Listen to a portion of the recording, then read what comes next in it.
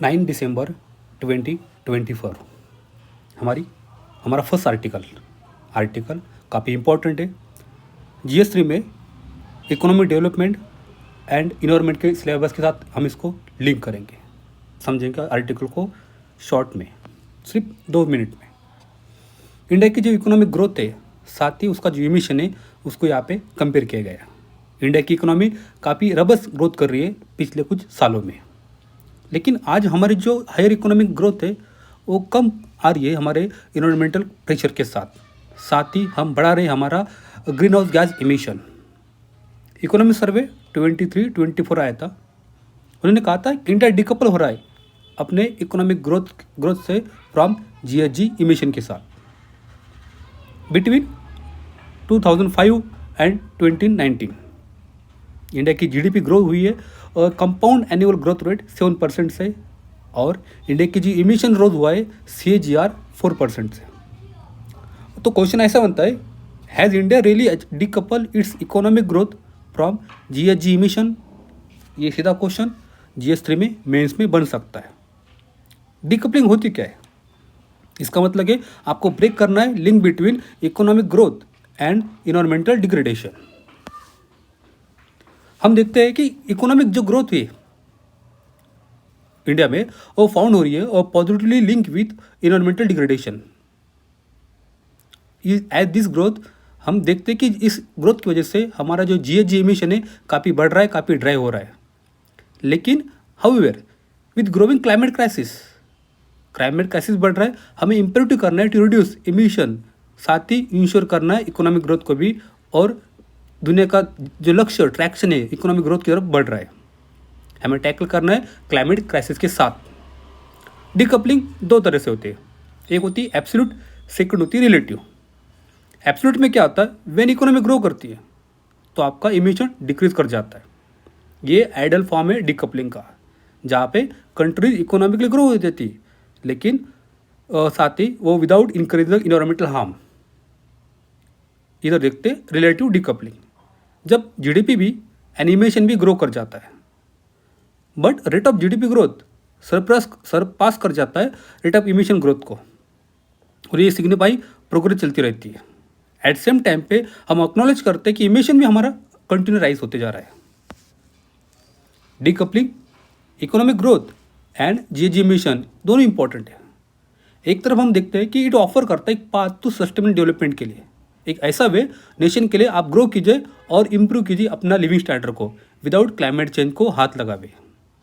साथ ही other type हम देखते हैं it comes as a response to rising demand for regrowth के लिए। हमें ग्रोथ तो करनी है लेकिन हमें रीग्रोथ और करनी है, तो एक डिबेट बन जाती है, डिबेट शुरू हो जाती है green growth and D growth के बीच। दोनों के अपने अपने एडवोकेट्स से प्रवक्ता है, एडवोकेट्स ग्रीन ग्रोथ के भी है, डी ग्रोथ के भी है। ग्रीन ग्रोथ वाले एडवोकेट कहते हैं इट पॉसिबल टू मेंटेन और even increase economic growth while reducing environment harm. हम पर्यावरण को कम से कम नुकसान किए बिना हमारी इकोनॉमिक ग्रोथ अचीव कर सकते हैं। लेकिन डी ग्रोथ वालों का कहना है कि economic growth itself is the primary driver आपके इकोलॉजिकल डिग्रेडेशन के लिए। आप जो आर्थिक विकास करेंगे वही सबसे बड़ा कारण है इकोलॉजिकल डिग्रेडेशन के लिए। हमें कर्व करना चाहिए favour of reducing resource consumption में, बट जो प्रोपोनेंट्स से डी ग्रोथ ओवरलुक के वो भूल जाते हैं कुछ फैक्ट, कुछ कंट्री के एडिशन में टू हमें टैकल करना है rising GHG emission and climate change. दुनिया उस तरफ चल रही है। अल्सो हमें रिक्वायर है टैकल करना low standard of living, energy poverty and ensure करना एक डिसेंट लाइफ को, which could be taken care of through economic growth. विकसित देश, अविकसित देश इसी के माध्यम से अपना विकास कर रहे हैं। इंडिया की बात करेंगे, इकोनॉमिक सर्वे 23-24 सिंस 90 से हम देख रहे हैं कि India experiencing steady and stable economic growth. हमारी GDP भी ग्रोथ हो रही है at much higher pace than GHG emission. Since agriculture and manufacturing sector ये 2 मेजर कंट्रीब्यूटर है हमारे इमिशन जनरेशन के।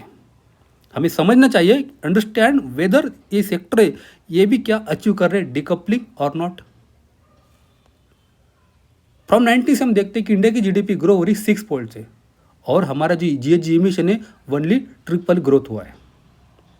वाइल इंडिया को रिलेटिव डिकपलिंग एक स्टेप है राइट डायरेक्शन के लिए। हमें पाथ चाहिए एक एब्सोल्यूट डिकपलिंग का। अभी भी एक कॉम्प्लेक्स जर्नी हमारे सामने चल रही है, हमें इफर्ट देना चाहिए to taken. It will be significant challenge भी हमारे साथ में। हमारे जो पॉलिसी रहेंगे, जो मेजर रहेंगे, that support renewable energy, emission mitigation, sustainable development, एक क्रूशियल इंश्योरिंग करना चाहिए। इकोनॉमिक ग्रोथ भी हमें करनी है, साथ ही साथ हमें इन्वायरमेंट का प्रिजर्वेशन भी करना है। आर्टिकल काफ़ी इंपॉर्टेंट था। डायरेक्टली GS3 में मेंस में क्वेश्चन आ सकता है, या फिर एक पूरा का पूरा ऐसे यहाँ पे बन सकता है डीकपलिंग ग्रोथ का। चलते आगे। Gaming India skilling initiative, article काफ़ी इंपॉर्टेंट है। GS3 में फिर से इंडियन इकोनॉमी को स्किल में हम इस आर्टिकल को लिंक करेंगे। स्किल क्या इंडिया की प्रॉब्लम ऑफ अनएम्प्लॉयमेंट में एक पॉलिसी इशू है हमारे पॉलिसी मेकर के सामने। यहाँ पे फिर से इकोनॉमी सर्वे 23-24 की बात कही गई है। इंडिया को जरूरत है 78 लाख न्यू जॉब की इन नॉन फार्म सेक्टर में हर साल अंटिल 2030 तक, to meet demand of rising workforce. हमारे सामने बहुत सारी स्किलिंग चैलेंजेस है, तभी भी हमने इस्टेब्लिश किया है comprehensive institutional and policy framework training के लिए, स्किलिंग के लिए। तभी भी सक्सेस ऑफ दिस कहीं तो लिमिटेड है।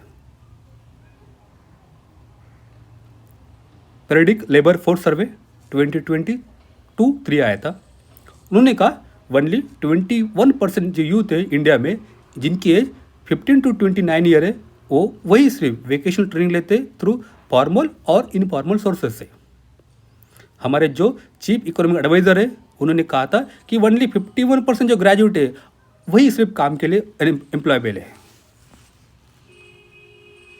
ये जो फैक्ट्स है हमें कुछ क्वेश्चन रेज करते हैं रिगार्डिंग रीच। हमारी स्किल कितने लोगों तक है, उसकी क्वालिटी क्या है, अच्छी है, लोअर है, बेटर है, ठीक है, और इसका इंडस्ट्री में क्या रिलेवेंस है। यही हमारे एग्जीक्यूटिव स्किलिंग प्रोग्राम के सामने चैलेंजेस हैं। बजट 24-25 आया था, जिसमें PM package for employment and skilling का एक प्रावधान था। उनमें फोकस ये रहता हमें इम्प्रूव करना है outcome and quality of skilling की। साथ ही जो ट्रेनिंग कंटेंट रहेगा, जो डिज़ाइन रहेगी, वो हमें जो नीड है इंडस्ट्री की उसके हिसाब से साथ में चलना है। एक नया फिनोमेना है इंडस्ट्री 4.0। हमारी जो वर्क फोर्स है हमें इक्विप करनी है नए चैलेंजेस के साथ, उनको संभालना है, उनको कवर करना है। जैसे एडवांस टेक्नोलॉजी में artificial intelligence, robotics, internet of things, big data. इसके लिए गवर्नमेंट की कुछ पॉलिसी आती है to prepare I 4.0 industry 4.0 through Samarth Udyog Bharat 4.0। ये सीधा प्री फैक्ट क्वेश्चन बन जाता है या मेंस में हम इस कीवर्ड को लिखेंगे। लेकिन एस्टिमेट कहता है कि ओनली 1.5 इंजीनियर्स उनके पास ही नए जॉब के लिए नई स्किल है। 60% हमारा जो वर्क फोर्स है MSME सेक्टर में वो लैक करता है न्यू एज डिजिटल स्किल पे। सो हमारे लिए काफ़ी क्रूशियल है कि हम स्किल दें और अप स्किल करें हमारे वर्क फोर्स को अकॉर्डिंग टू I 4.0 नीड के हिसाब से। हम स्किलिंग के लिए कुछ नए इनिशिएटिव ले सकते हैं, जैसे गेमिफाइड करना और सिमुलेशन बेस्ड लर्निंग देना। गेमिफाइड में क्या होता है कि इनकॉर्पोरेट करते हैं गेम एलिमेंट को इनटू स्किल ट्रेनिंग में, जहाँ पे हम गेम मैकेनिक्स को यूज़ करते हैं, make skill training interactive and enjoyable, जिसमें हायर पार्टिसिपेशन हो सकता है एंगेजमेंट के साथ और नॉलेज रिटेंशन के साथ। सेकंड आता है सिमुलेशन बेस्ड लर्निंग, जहाँ पे वर्चुअल इन्वायरमेंट में हम मिमिंग करते हैं रियल वर्ल्ड सिनेरियोज को, अलो करते हैं लर्नर को आप प्रैक्टिस कीजिए और अप्लाई कीजिए अपनी स्किल को in a safe and control setting में। सिंगापुर, जर्मनी और बाकी जो कंट्रीज है उन्होंने एडोप्ट किया है गेमिफाइड एंड सिमुलेशन कोर्सेज को अपने लर्निंग में, जैसे एजुकेशन, वैकेशन, स्किल में। गवर्नमेंट के 2 स्कीम आते हैं, स्वयं and skill India digital hub सीध। ये 2 ऑनलाइन प्लेटफॉर्म है फॉर स्किल एजुकेशन के लिए एंड ट्रेनिंग के लिए। आर्टिकल काफ़ी इंपॉर्टेंट था, चलते आगे। इन ब्रीफ छोटी सी न्यूज़ है, हमारे लिए काफ़ी इंपॉर्टेंट है। इंडिया ने जो फॉरेन डायरेक्ट इन्वेस्टमेंट आती है FDI इन्फ्लो किया है, क्रॉस किया है $1 ट्रिलियन डॉलर को। आर्टिकल, छोटी सी न्यूज़, काफ़ी इंपॉर्टेंट। इंडिया एफडीआई जो हमारा इनफ्लो आता है इंडिया में, हमने क्रॉस कर लिया है $1 ट्रिलियन में। एक बड़ी माइलस्टोन है। अप्रैल 2000 टू सितंबर 2024 पीरियड, मतलब लास्ट 24 ईयर में हमने 1 ट्रिलियन एफडीआई क्रॉस कर ली है। ये दिखाता है कि हमारी जो कंट्री की रेपुटेशन है एक सेफ एंड की इन्वेस्टमेंट डेस्टिनेशन है ग्लोबली। ये डाटा हमें मिला है department for promotion of industry and internal trade, जो मिनिस्टर ऑफ कॉमर्स के अंडर में आती है। इन्होंने कहा है कि जो इक्विटी, रिइन्वेस्टेड अर्निंग, बाकी जो कैपिटल मिला के हमारे पास इतने पीरियड में 1 ट्रिलियन से भी ज़्यादा एफडीआई आया है। ये क्वेश्चन, ये पॉइंट हमें GS3 में, मेंस में, इंडियन इकोनॉमी में काम आ सकते हैं, या फिर पीटी फैक्ट यहाँ पे क्वेश्चन बन जाता है। ये आर्टिकल हमारे लिए काफ़ी इंपॉर्टेंट है। एक न्यूज़ है, जो न्यूज़ आई है PTI से, प्रेस ट्रस्ट ऑफ इंडिया से। GS3 में फिर से इंडियन इकोनॉमी में या पीटी में हमें ये काम आएगा। क्या है न्यूज़, समझेंगे। हमारे जो कॉन्फेडरेशन ऑफ इंडियन इंडस्ट्री है, CI, उन्होंने गवर्नमेंट को पूछा, गवर्नमेंट को बताया कि स्टिक रहिए आपका जो फिजिकल डिफिसिट टारगेट है 4.9 GDP का, और 24-25 में, और फिर 25-26 में 4.5 तक हमें कम करना है। Overly aggressive target behind this वो एडवर्सली अफेक्ट करेगा हमारे इंडिया की इकोनॉमिक ग्रोथ को। इंडिया ग्रोइंग कर रहा है रैपिडली अमिस्ट अ स्लोइंग ग्लोबल इकोनॉमी। वार चल रहा है, क्लाइमेट क्राइसिस हो रहे हैं, और डिमांड कम है, तभी भी हमारी इंडियन इकोनॉमी काफ़ी ग्रो कर रही है। हमारे जो प्रूडेंट फिजिकल मैनेजमेंट है उसको हमें स्टेबल रखना है माइक्रो इकोनॉमिक फैक्टर में। ये हमारे ग्रोथ के बड़े फैक्टर्स हैं। बजट 24-25 में हमें कम से कम रखना है फिजिकल डेफिसिट को, और जो हेल्प करेगा हमारे डेट टू GDP रेशियो को। ये पॉइंट और ये कीवर्ड काफ़ी इंपॉर्टेंट है। सीधा पीटी फैक्ट क्वेश्चन बनता है, या फिर GS3 में, मेंस में क्वेश्चन बनता है कि इंडिया का आज का डेट टू GDP रेशियो क्या चल रहा है, हमें क्यों ओवरते जा रहा है, उसको कम करने के लिए गवर्नमेंट क्या स्टेप उठा रही है, और अब अपनी सुझाव दीजिए। डेट टू GDP रेशियो, आपकी GDP जितनी बढ़ रही है, मतलब हमारी GDP 100 रुपये बढ़ रही है, तो इंडिया पे कम से कम 60 रुपये का डेट चल रहा है। सच टारगेट पॉजिटिवली इम्पैक्ट करेंगे इंडिया के सोवरिन क्रेडिट रेटिंग को, और फर्दर हमारे जो इंटरेस्ट रेट चलते इकोनॉमी में वो भी डाउन हो जाएंगे। CI ने कहा है कि आप एक फिजिकल स्टेबिलिटी रिपोर्टिंग कीजिए, जो एड करेगा लॉन्गर टर्म फिजिकल प्लानिंग के लिए। गवर्नमेंट को कंसिडर करना चाहिए दिस रिपोर्टिंग को, जिसमें रहेगा annual report on physical risk under different stress scenario and outlook for physical stability. Will help करेगा और फोरकास्ट पोटेंशियल इकोनॉमिक हेडवाइंड्स और टेल वाइंड्स, एंड एसेस करेगा इम्पैक्ट ऑन फिजिकल पाथ पे। क्लाइमेट का इशू चल रहा है, जहाँ बारिश कम हो सकती है, मौसम खराब हो सकता है, मानसून का इफेक्ट हो सकता है, वार चल सकता है, मार्केट में डिमांड कम हो सकती है, तो ये हेड वाइंड और टेल वाइंड दोनों फैक्टर ये कंसिडर करेगा। साथ ही हम रिपोर्ट करना चाहिए लॉन्ग टर्म के लिए, जैसे 25 ईयर तक forecasting of a physical position के लिए, accounting for impact of factors, जैसे इकोनॉमिक ग्रोथ क्या चल रही है, टेक्नोलॉजिकल चेंजेस हो रहे हैं, क्लाइमेट चेंज है, साथ ही दुनिया की, अब भारत की डेमोग्राफिक चेंजेस। CI ने कहा है कि आपको 3 बातों पे इंटरवेंशन करना चाहिए। फर्स्ट आता है स्टेट लेवल पे, स्टेट ने भी खुद इंस्टीट्यूट करना चाहिए फिजिकल स्टेबिलिटी रिपोर्टिंग को। सेकंड उन्होंने कहा है कि आप स्टेट को अलाउ कीजिए to borrow directly from market, जैसे रिकमेंड किया था 12th फाइनेंस कमीशन ने।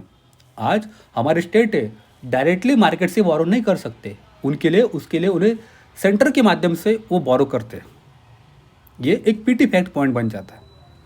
थर्ड पॉइंट उन्होंने कहा है सेंटर को कि आप एक क्रेडिट रेटिंग सिस्टम बनाएं स्टेट के लिए, जो स्टेट को इंसेंटिवाइज करेगा कि आप मेंटेन रखिए अपना फिजिकल प्रूडेंस।